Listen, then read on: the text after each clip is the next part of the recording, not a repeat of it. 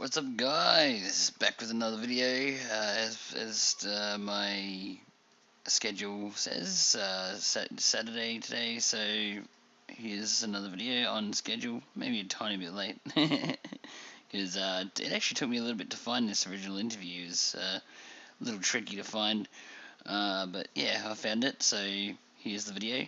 I'll try to keep my talking to a minimum on this, just to let Bob Lazar, say what he needs to say. This is a killer interview. I mean, the only thing is, this is back in 1989, I believe, and yeah, there's back when there was a lot of ridicule and stuff on the subject of UFOs and aliens. As we all know, I mean, there's still ridicule even today in 2020. But yeah, I thought this was a killer interview. The only thing there's a little bit of, like, I know, what do you call it, like, silly little drawings and stuff they show now and then, that deliberately made to look silly to, like, discredit him a bit, which kind of annoyed me. But yeah, I mean, apart from that, it's a really good interview, and if you really listen to what he's saying, it's pretty mind-blowing. So yeah, I'll let you guys enjoy the video, and make sure you grab a beer, or grab a snack, have a quick bio, make sure you go. It's a pretty long video, so yeah, I'll see you guys at the end. When was I hired at S4? I guess early '89, and I was probably there only about 6 months or so, on a very infrequent basis. How were you transported to and from work? At the time that I was working there at McCarran International Airport in Las Vegas, there was a Special Projects EG&G building. When I was told to go to work, I drove there, parked my car there, and got in a plane at the airport, flew to Groom Lake, where I deplaned and... With the plane thing that you just said, from what I've been able to research, apparently all Area 51 employees have to take a certain type of plane there called Janet Airlines. That's the brand name of the airlines that takes them there.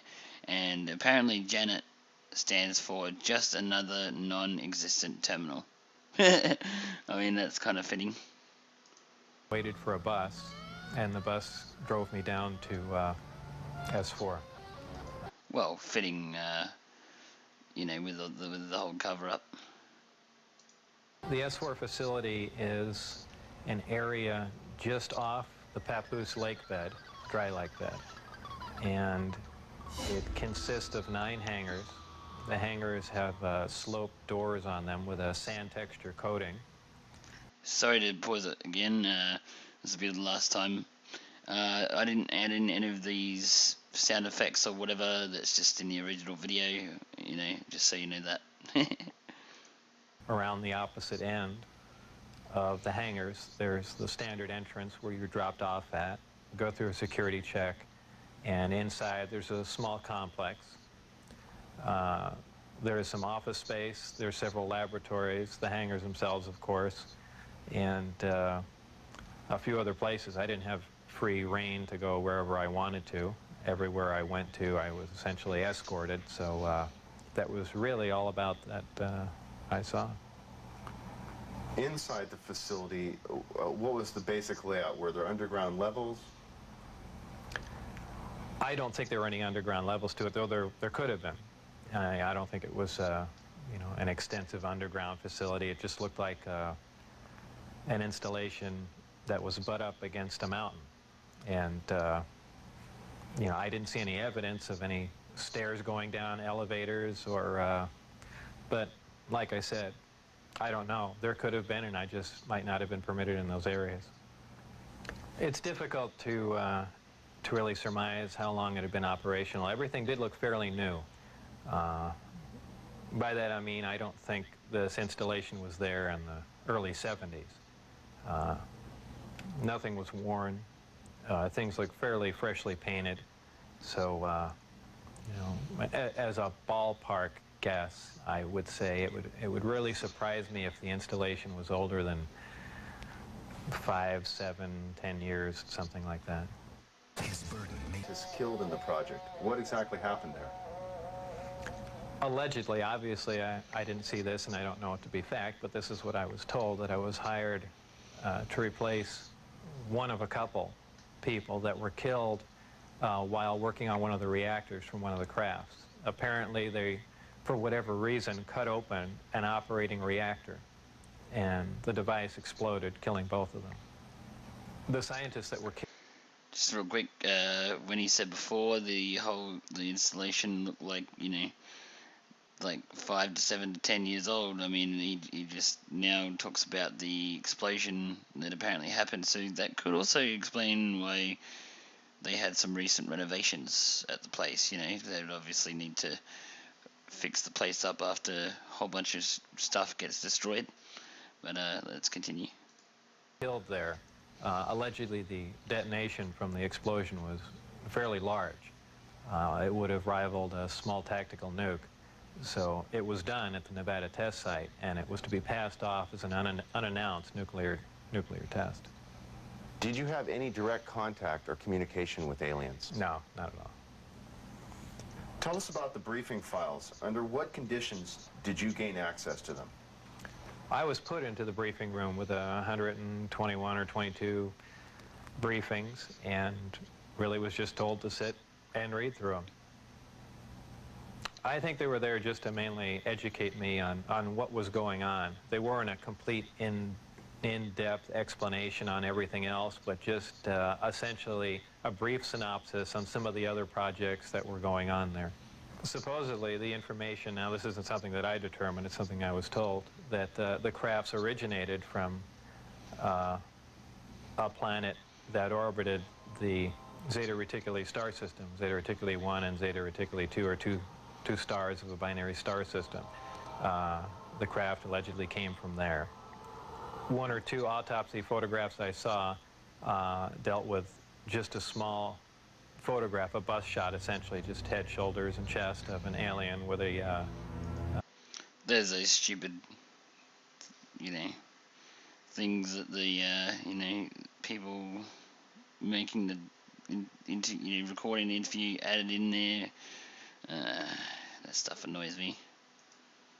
Chest was cut open in T fashion, and one single organ was removed. The organ itself in the other picture was cut and vivisectioned, essentially. Showing the different chambers in there.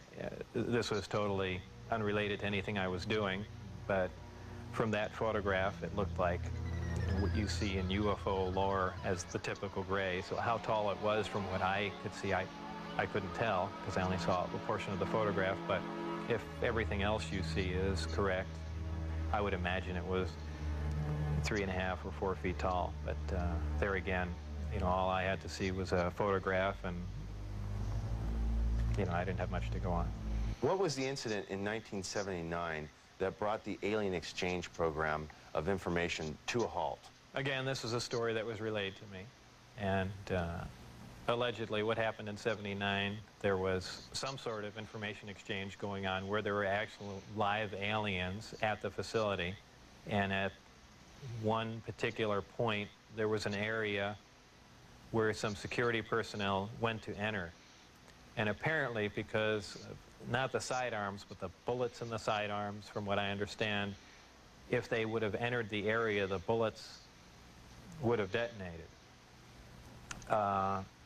And supposedly one of the creatures tried to stop the security personnel from entering the area, and a fight ensued. And the bottom line from the altercation was that the security personnel, I don't remember how many were involved, but were all killed, and they died of head wounds, and that's all that I heard of that story. What was your job description at S4? My official job description was a senior staff physicist. I don't know if I actually had that position when I was there, because I was there so infrequently. I wasn't supervising anyone, so that was the official position I was hired under. But whether or not I actually acted in that capacity, I don't know. What was the size of the staff working on Project Galileo? Well, there were 22 people employed there totally. And that was specifically for the Galileo project? No, for the entire project. Oh, I see. There were 22 people with Majestic clearance. I had Majestic clearance. Majestic clearance was designated as clearance 38 levels above Q clearance, and Q clearance is the civilian top secret clearance. When did you see your first disc? The first disc I saw, I believe it was the second, or I think it was the third time I was up there. Normally the bus pulled around to the opposite end of the facility, which was the main entrance, and that's where we went in. On this particular occasion, it pulled up to one of the hangar doors, which were normally closed, and the last one was open. We came out, and I saw the disc in the hangar. Upon seeing it, it struck me that, well, this explains all the UFO sightings. Not thinking that it was an extraterrestrial craft, that this must have been some advanced form of fighter that we've been working on for years, and, you know, people have just caught it being tested, so on and so forth. And it never even occurred to me, even though I was looking at an extraterrestrial vehicle, that, you know, this wasn't man-made. When did you realize the craft was not of earthly origin? Well, it probably really hit me when I got inside the craft and looked around and began to understand how the craft was operated, and finally grasped the whole project as a whole, as what we were doing, the fact that we weren't building this thing, we were trying to find out how it was made. We were back engineering it. What is back engineering? Well, back engineering is taking a finished product and finding out how the device or product was produced, and essentially determining whether or not you can duplicate it. Now, scientists aside, what was your emotional response? What were you thinking were the implications to the world or man in general from these revelations? I really didn't think about implications of that sort. As far as emotionally, people have asserted that, boy, that must have been the most exciting time in your life, and that's not the way it was. When I first got to look inside the craft, all I can say, it's an ominous feeling. You walk in there and it feels as if you shouldn't be there. I know that sounds kind of corny, but it's a real ominous feeling. It's not an exciting feeling. It brings up a whole lot of questions in your mind. Well, where did this come from? And you know that they won't give you the answers to the whole story, but it's that's the only way I can describe it. Let's go, people! Lift. It produces a gravity wave, which is similar to the gravity wave that the Earth produces. However, the craft phase shifts the wave. In other words, it turns the wave not really in an opposite polarity, but something to that effect, where it will work against the natural gravity wave of the Earth, and it produces lift in that effect. Is there any internal protection for the crew? Does the craft generate a gravitational field inside the craft itself? Well, the craft generates its own gravitational field. Being inside that field essentially doesn't shield you, but essentially you're in, and this is a terrible way to say it, almost in a different realm, because you're now influenced only by that gravitational field. For instance, people wonder how a craft like this can make a turn at such high speed, a 90-degree turn, when they would imagine people slamming up against the wall or something to that effect. Well, that really wouldn't happen. Inertia would have no effect. You're in a distortion. And don't forget that gravity distorts time and space. So really nothing is going to influence you while you're in there. Describe the gravity amplifiers for us and some of their different operating configurations. There are 3 amplifiers. The craft can operate on a single one, can lift off the ground. the way in which it's propelled are two different ways. There's what they call Omicron configuration, where the craft is using one generator, or Delta configuration, where it's utilizing all three. Delta configuration would be for space travel. Essentially, the craft will tilt up on its side, as opposed to a science fiction movie where you see a flying saucer moving around. The craft will tilt up on its side, focus the three gravity generators to a single point, and move through space that way. Moving around the source of gravity is a problem to a disk because it's interference, essentially. So what they do is they work with that interference to their benefit. They'll use one gravity generator to lift the craft off the ground. And as opposed to what we're used to, for instance, a plane, once it's in the air, we envision thrust or some force coming out the back of it to push it forward. The crafts work completely opposite of that. What they do is once they're hovering in the air, they'll swing the two remaining gravity generators up in front of them and create a distortion, essentially a downhill. And the craft rolls downhill for infinity. It's always chasing a little distortion. That's why they look goofy when they fly around at low speed, because they're essentially, and any time you run over, the gravity field around the Earth is not completely constant and stable, depending on the minerals and density of the Earth underneath it. The gravity will vary somewhat, and you will get odd movements of the craft. So its low-speed mode is kind of unstable for the most part. I only witnessed one test flight up close, officially. That I was just inside the hangar. The test was going off probably, just as the sun was going down. And it was a low-performance test. I believe there were some pilots or test pilots in the craft. The craft must have been retrofitted to fit them, because the seating arrangements were really not accommodating. They were in radio communication with the craft, which is kind of surprising to me, because the gravity waves that the craft was producing should have distorted the radio waves also. So apparently there's something there that I don't understand. The craft lifted off the ground, virtually noiseless, other than a small corona discharge on the bottom of the craft, indicating the presence of high voltage.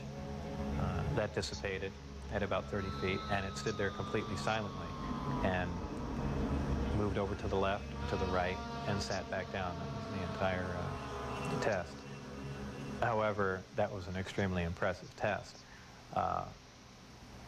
Maybe to someone that really knows little about science or anything, that wouldn't be a whole lot, but you have to realize this craft was about 52 feet in diameter. I don't know exactly how much it weighed, but it weighed a lot. And this was quite a scientific feat, to lift something completely silently, under control, and perform a maneuver like that. The craft itself was, I assume it was metal. It was cold to the touch, that's why I say it was metal, but it was a brushed aluminum, actually just an unfinished stainless steel, not shiny finish to it. Had no seams. It was as if it was injection molded from one giant die. I was completely amazed. I can't really reflect on how it made me feel, but that was exciting. How would you define gravity? Could you describe in layman's terms its basic principles for us? Gravity is something difficult to explain, because it's something that we essentially don't understand. It's just something that we can observe. Not much is really known about gravity.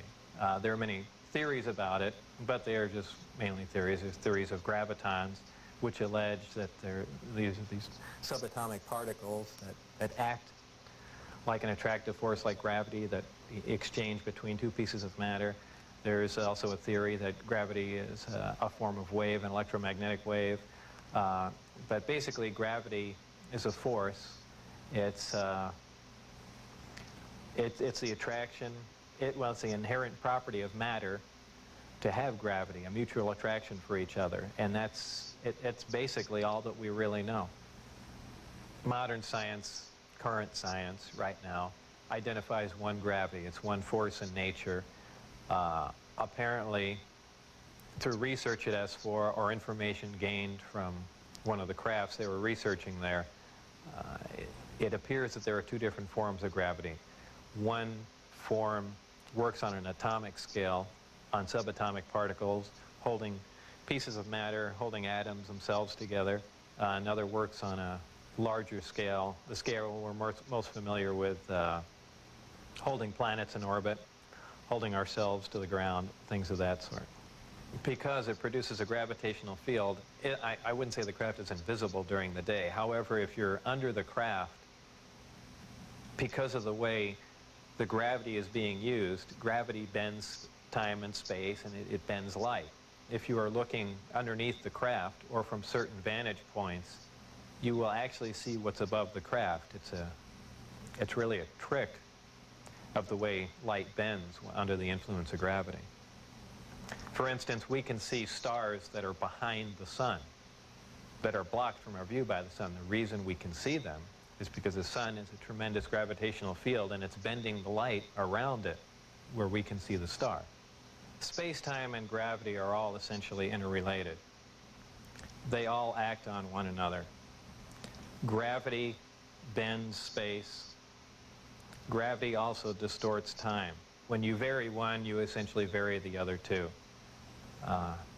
If you, as an example, if you have a massive body, say a planet or something that's making a lot of gravity, producing a lot of gravitational waves, if you will, it distorts space. It bends space to it. It also slows down time. These things aren't theories. We know them to be true. We cannot artificially create this because we can't create gravity. But this is how they're all interrelated. With traveling at the speed of light, There are several problems traveling at the speed of light. Just a couple of them are the fact that as your speed increases, so does your mass proportionally. In other words, the more energy you put in to go faster begins to slow you down by the fact that it's converted into mass. You have other problems like just traveling at such an extreme velocity, navigational problems, the fact that you might run into little tiny micrometeorites at speeds like this. They would undoubtedly destroy your craft. There's just a whole host of problems that you're going to run into just attempting to do something like that. Aside from the fact the amount of energy required to accelerate to the speed of light is horrendous. Could you briefly describe Project Looking Glass and Project Sidekick for us? Project Sidekick was another project going on with Galileo. Galileo was the project that I was involved in. Sidekick dealt with any of the weapon potential of the craft, whether or not the craft had a weapon in it or could it be used as a weapon, but it had something to do with some sort of particle beam configuration where the gravity generator can be used as a lens to focus a weapon of some sort, similar to the SDI device we were working on in the 80s, but with the potential of a focusing device using the gravity generator. And Project Looking Glass? Project Looking Glass dealt with the distortion, the fact that there's a time distortion, essentially looking back in time, and by that I do not mean looking back years ago to see the wagon train days. They're looking for distortions that are milliseconds in time, and what that was used for, I don't know, but that was just observing the time distortion, time dilation phenomena of the craft in operation. what is element 115? Is it found here on Earth, or is it strictly an extraterrestrial material? 115 is strictly an extraterrestrial material. It probably occurs naturally in some other places, maybe other star systems. Some people not familiar with science or chemistry say, well, that's ridiculous. All the elements occur on Earth, but that's not true. There are elements on the periodic chart that aren't found on Earth. I believe the Heavy Ion Research Lab in Darmstadt, Germany, has reached element 112 recently. So 115 isn't that far away. And when they synthesize it, it's not like they're making a couple ounces of it. They're talking about 1 or 2 atoms of it. To make any usable quantity of a heavy element like that is virtually impossible. Element 115 is in the top of the reactor. And the base of the reactor apparently is a small, something similar to a cyclotron. It's a particle accelerator. A particle is accelerated to high speed and then deflected up a small tube, and it's aimed at the 115. This transmutes the 115, similar to the way we do that in a normal particle accelerator. This causes a reaction, a radiation emission that we really haven't seen before. It produces antimatter. This antimatter is guided down a tuned tube and reacts with a gas.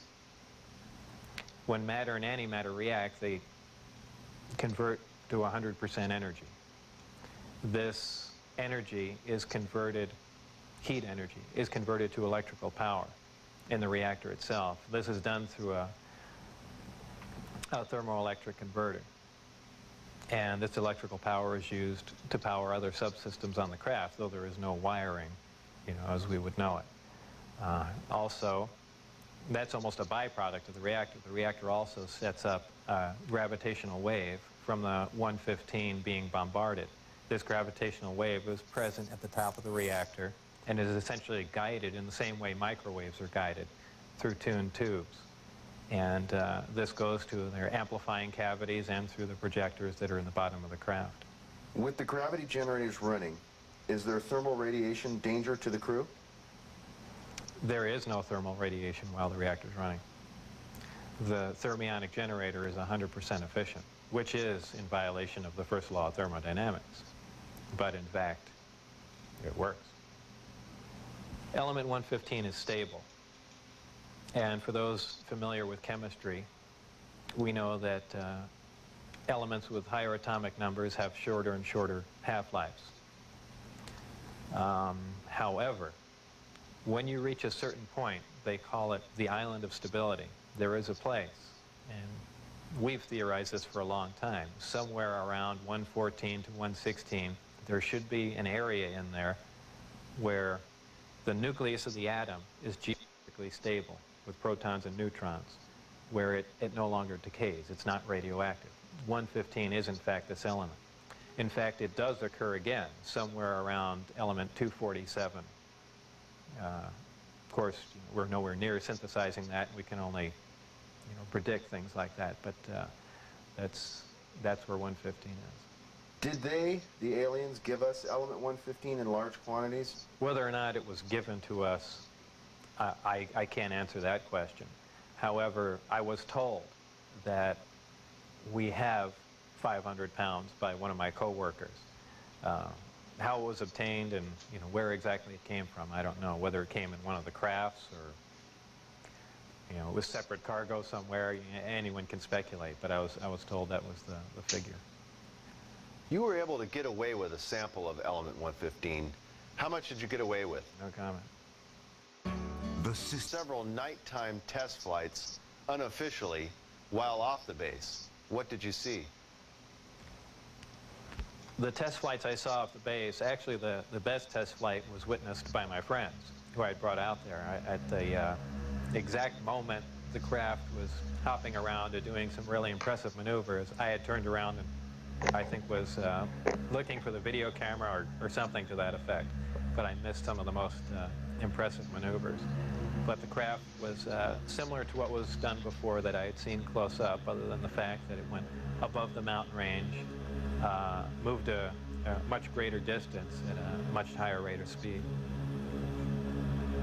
How were you able to find out about the test flight schedules? The test flight schedules were told to me specifically because I was probably going to have to be present during those times. And at that time, the test flights were taking place on Wednesday nights. And from what they said, that was because that was statistically the least amount of traffic in the area. And that's all that they were concerned about. Does the propulsion system release any sort of discharge or exhaust? There was a high voltage discharge on the bottom of the craft, but as far as there being an exhaust, there was none. Why did they appear as glowing balls of light in the night sky? Well, that's kind of the same reason why a neon light or a fluorescent light lights up. What you're dealing with is a high energy source in essentially a gas atmosphere, oxygen, nitrogen. And when you apply enough energy to a gas molecule, they emit photons, they emit light.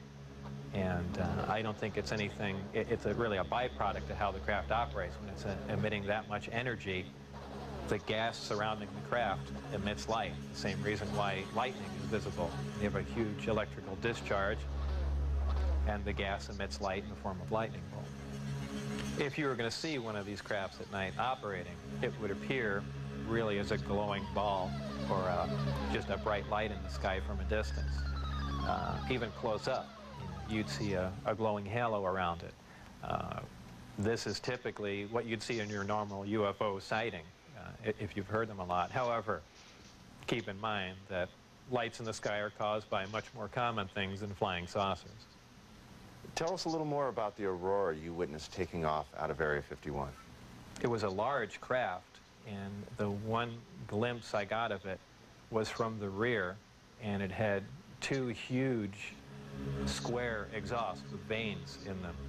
And it was just, it sounded more like a rocket than a jet. I don't know. I even think he did mention that it was liquid methane powered, but there again, you know, working on the disk technology, I really could care less what was rolling around at Area 51, but it did catch my eye. As a result of going public, have there been any attempts made on your life? One day when I was getting on Interstate 15, driving down Charleston Boulevard, a car came up alongside of me, and I thought he was just trying to race me to get on the freeway. This was after I had left the project. It was a white, boxy-looking car. Exactly what make and model, I don't know. But I accelerated to get on the freeway to go fast, and there was a gunshot, and the back of the car was hit, and I skidded off into the median. And I stopped, and I was frightened, and I just stood there because I thought the guy was going to be alongside of me and just shoot me. I had nothing to do. I was essentially paralyzed with fear, and I waited there, and then nothing else happened. And do I know it was a government agent trying to kill me? No. Could it have been a drive-by shooting? Maybe. You know, so it was an attempt on my life, but by who specifically, I don't know. Though I was threatened before I had left, that they threatened my wife's life and my life, so I can only put two and two together and say that they were kind of pissed at me. In an earlier interview, you had mentioned that they had put a gun to your head. Tell us about that. That was after we were caught out when I had the test flight schedule, and I brought some friends out to show them the disc test. We got caught out there, and the following day I was debriefed down at Indian Springs Air Force Base. And I was in the room with the security guards that caught us, my supervisor and some other people, and some other security personnel. Yeah, they were essentially grilling me about security and, you know, how could I possibly bring people out there, and I guess I wasn't as responsive as they would like, and they got in my face, and one of them pulled that sidearm out, you know, just pushed it against me. Have you maintained any contacts with your colleagues out at S4? No, I never heard from anyone other than for a very brief time after I left. Dennis, who was my supervisor, did try and make contact with me at the meeting place was the Union Plaza Hotel, and I took a friend of mine, Gene Huff, down there, and another friend, a former colleague and scientist from Los Alamos, and we saw him, but I also did recognize some security personnel walking around there from S4, so whether or not it was a setup or what was going on or he was trying to talk to me, we never found out, and we left. It just was a real strange situation. I never heard from him since. As we enter the 21st century, how has your experience changed your beliefs? Well, if you want to word the question, how are my opinions changed? I would say considerably. And before I was at S4, I was more or less one of the guys that thought, you know, all these government conspiracy and UFO buffs and things like that were complete lunatics. I even remember before I was involved there, a friend showed me a little newspaper clipping and said John Lear was giving a lecture who was touting that aliens from another world came to Earth and there's 70 different species. And I remember laughing on the phone that this guy had lost his mind. And I was also under the impression that, you know, boy, the government's all for the people and they, you know, they're out here to protect us and all that. You know, after the experiences I had there, everything is completely turned around. You know, the government is doing everything but looking out for us. I mean, the only thing they're looking out is for themselves. You know, obviously the ET craft do exist. Something had to build them, so there must be aliens. And since there are and the craft are there must be some sort of factory and an entire civilization somewhere. And if in fact that is true, and it apparently is, then there must be others. Actual crafts and technology from another world. And that's probably the most important event in history. It kind of moved from science fiction into reality in my mind. And it really just, I guess, opened my eyes. Let's go! Whether or not we can duplicate it. If we can understand what a device is or how something operates or what its physical makeup is, that's great. But if we can't duplicate it, it's useless to us. So there's really two phases to the project going on there. It's understanding what we're looking at, and then once we understand it, is can we duplicate it with earthly materials and earthly technology? And, you know, unless we've got a handle on both of them, all that technology is useless to us. And if it turns out we can't do that, all we have is one single prized possession that we have to take care of, and that's it. After all that's been said and done, would you do this over again? What would you do differently? I would probably have played along for a longer time. I would like to have known a little bit more about the technology and probably kept quiet if I could have. And possibly never have said anything. I almost wish I had done that. You know, it's it's really only caused headaches and problems. But I believe if I was given the opportunity again to go back in time and redo it, I think I pretty much would have just shut up and gone along with the program.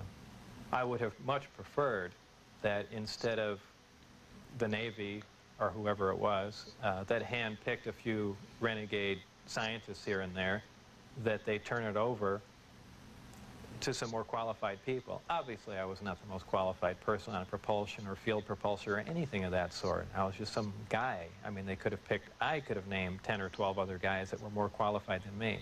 But, you know, if they turned it over to the scientific community and not just a couple guys here in the United States, I mean, you need a large group of people in a large lab to research what's going on there, not a little quiet installation. It's the security itself that prevents them from getting anywhere. I mean, they never do work hand in hand. You can't have a military mind. Science itself must communicate. You have to have a free exchange of ideas. That's how things progress. And when you clamp down on a security system like that, where you work in isolated groups and ideas cannot be exchanged, you don't get anywhere, and that's the problem they have. What does the future hold for Bob Lazar? Well, I'm not really involved in any of that stuff anymore. That's kind of put behind me. I have my own businesses that I work at, some computer graphics, some consultation, other technical jobs, radiation detectors, and a few other things like that. So really, I just go about my life, and that's, you know, something that happened that was fantastic, and it's over, but it's kind of hard to shake it loose. But eventually I will, and that'll be that. I think all the surveillance and everything stopped I don't think anyone's bothering to monitor me. I've said everything that I know. It's been all over the place, so it's kind of a done deal.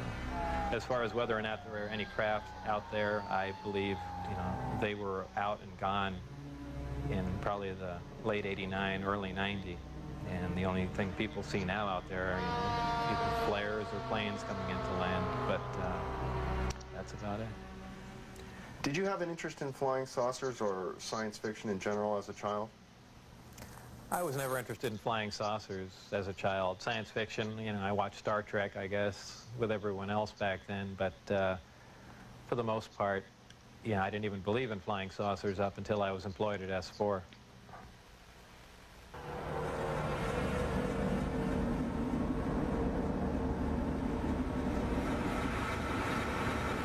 I couldn't help at one point in my discussions privately with General Secretary Gorbachev, when you stop to think that we're all God's children, wherever we may live in the world, I couldn't help but say to him, just think how easy his task and mine might be in these meetings that we held if suddenly there was a threat to this world from some other species, from another planet, outside in the universe. We'd forget all the little local differences that we have between our countries, and we would find out once and for all that we really are all human beings here on this earth together. Well, I don't suppose we can wait for some alien race to come down and threaten us, but I think that between us we can bring about that realization. Thank you all. God bless you all.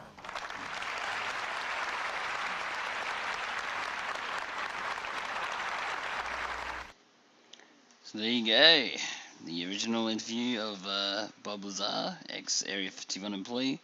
I hope you guys enjoyed it, and yeah, don't forget to like, comment, subscribe to be, I'm gonna also definitely subscribe, otherwise you won't be notified of my new videos when they come out. But yeah, I look forward to seeing you all in the next video, and I'll see you all then.